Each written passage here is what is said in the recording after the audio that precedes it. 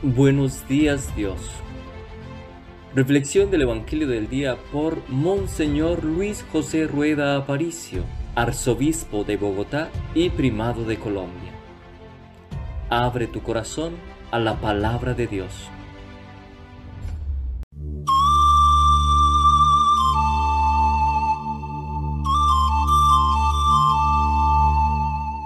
En el nombre del Padre, y del Hijo, y del Espíritu Santo. Amén.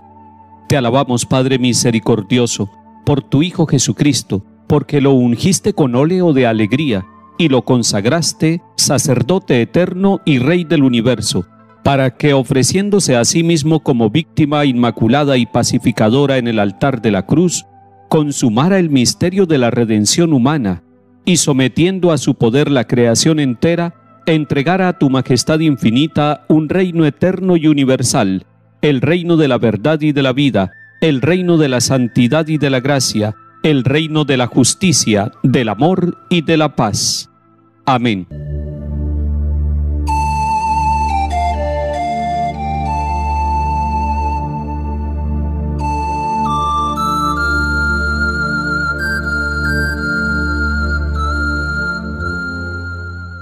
Comienzo de la carta del apóstol Santiago, capítulo 1. Santiago, siervo de Dios y del Señor Jesucristo, a las 12 tribus de la diáspora, saludos. Consideren, hermanos míos, un gran gozo cuando se vean rodeados de toda clase de pruebas, sabiendo que la autenticidad de su fe produce paciencia, pero que la paciencia lleve consigo una obra perfecta, para que sean perfectos e íntegros sin ninguna deficiencia.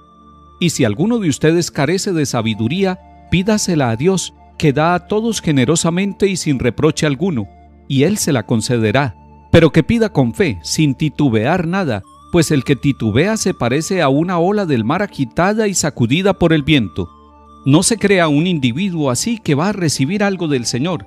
Es un hombre inconstante, indeciso en todos sus caminos. Que el hermano de condición humilde se sienta orgulloso de su alta dignidad, y el rico de su pequeñez, porque pasará como flor de hierba. Pues sale el sol con su ardor y seca la hierba, se cae la flor y se pierde la belleza de su aspecto. Así también se marchitará el rico en sus empresas. Palabra de Dios, te alabamos, Señor.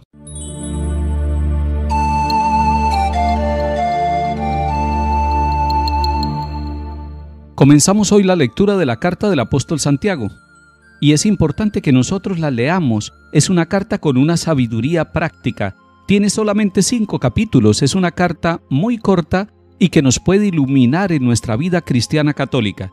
Si la tomamos, nos daremos cuenta desde el comienzo de varios elementos que son muy ricos para tener en cuenta y profundos para nuestra vida.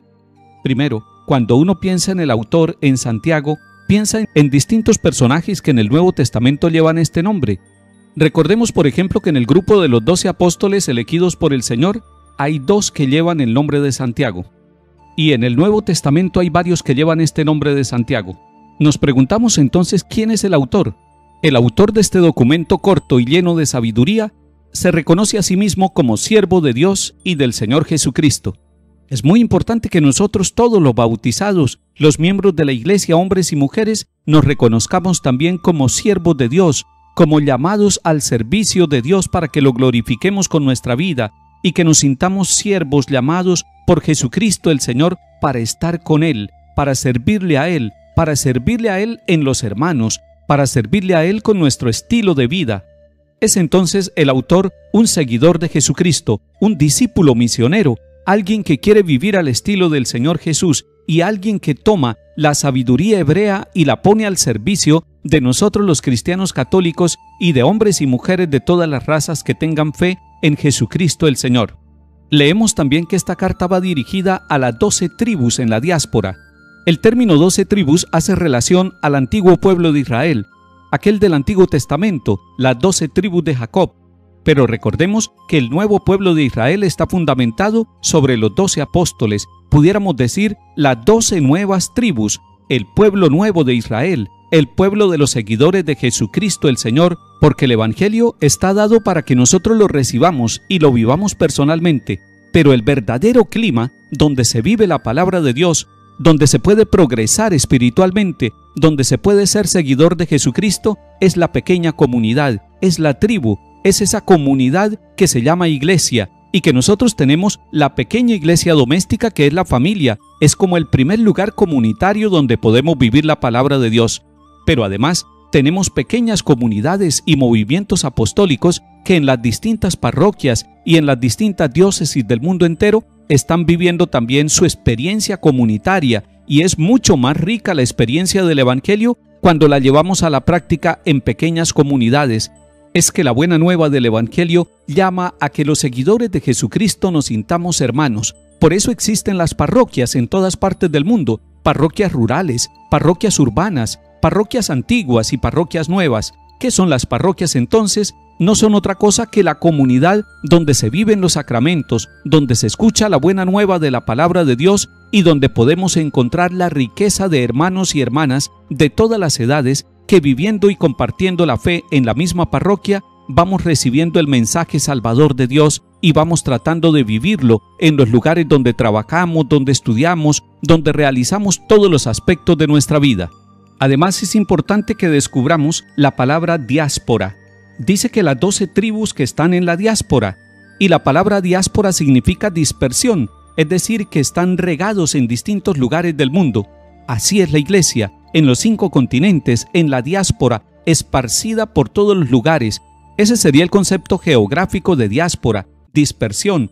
Hay comunidades en todos los lugares y países del mundo, pero diáspora significa también que esta comunidad está expuesta a pruebas, a luchas, a dificultades, incluso a persecuciones. Cuando decimos que estamos en la diáspora es porque nos sentimos extranjeros, porque nos sentimos migrantes, porque nos sentimos en un éxodo permanente. Hombres y mujeres de todas las razas han tenido que emigrar de sus pueblos donde nacieron e ir a radicarse a otros sitios. El que está en la diáspora tiene una seguridad, pertenece al pueblo de Dios, aunque esté peregrinando en tierra extranjera. Miremos también la dimensión espiritual de diáspora. Nosotros estamos dispersos, estamos peregrinos, estamos migrantes, pero tendremos una casa donde nos reuniremos todos, las 12 tribus de Israel, todo el pueblo de Dios, toda la humanidad llamada por la buena nueva a conformar una sola familia. Estaremos en la casa de Dios Padre, en su presencia y en su comunión, gozando de la plenitud del encuentro de los hijos e hijas de Dios Padre. Pero mientras estamos en este peregrinar, la palabra de Dios nos está diciendo hoy que estamos sometidos a pruebas. Y sabemos que esas pruebas debemos asumirlas con gran gozo, dice la palabra de Dios. Alguien pudiera decir, no puede ser que yo asuma las pruebas y dificultades que tengo en la vida con gozo.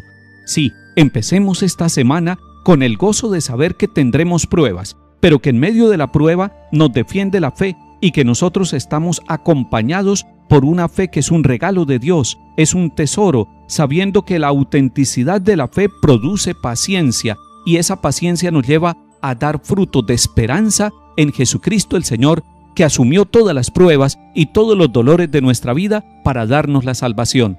Hoy, si usted se siente probado, hoy, si usted siente las dificultades en su vida, sepa que con la fe usted puede afrontar toda clase de dificultades. Usted no está solo, usted está acompañado por el Padre, por el Hijo, por el Espíritu Santo, por el amor de la Virgen María, y a través de personas que están al lado suyo recibirá la sorpresa de la fraternidad, de la solidaridad, de la comunión que nos lleva a superar con fe las pruebas y luchas que tendremos en la vida.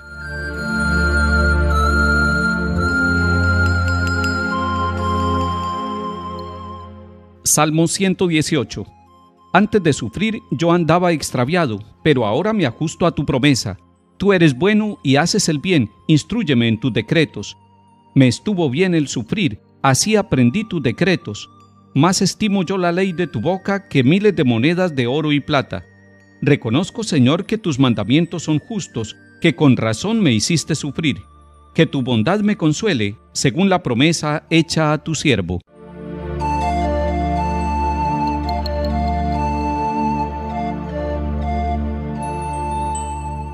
Lectura del Santo Evangelio según San Marcos, capítulo 8.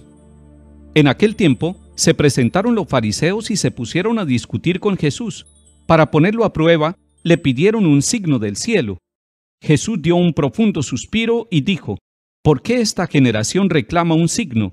En verdad les digo que no se le dará un signo a esta generación. Los dejó, se embarcó de nuevo y se fue a la otra orilla. Palabra del Señor. Gloria a ti, Señor Jesús.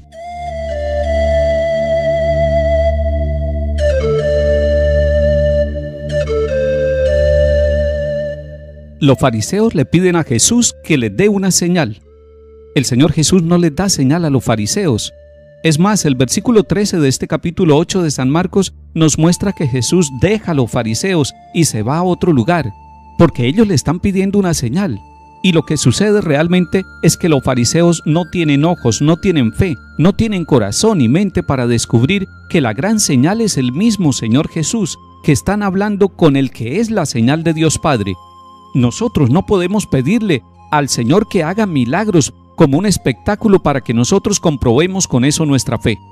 La verdadera señal es cuando nosotros tenemos ojos de fe para descubrir, para discernir, para darnos cuenta que en todos los acontecimientos de nuestra vida hay una maravilla de Dios a favor de nosotros. Hoy, dedíquese a mirar las señales del amor de Dios, las señales de la misericordia de Dios en su vida, en su familia y en su trabajo. Y entonces no le pedirá como los fariseos al Señor Jesús que le haga una señal o que le haga un milagro, sino que tendrá el deseo de extender las manos, de elevar el corazón hacia Dios Padre y de agradecer todas las señales que con el discernimiento y con la fe usted descubre de la presencia de Dios en su vida. Que el Señor nos bendiga y acompañe en el nombre del Padre y del Hijo y del Espíritu Santo. Amén.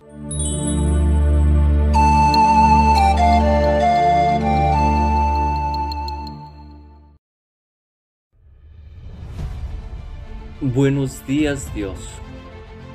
Reflexión del Evangelio del día por Monseñor Luis José Rueda Aparicio, arzobispo de Bogotá y primado de Colombia. Abre tu corazón a la palabra de Dios.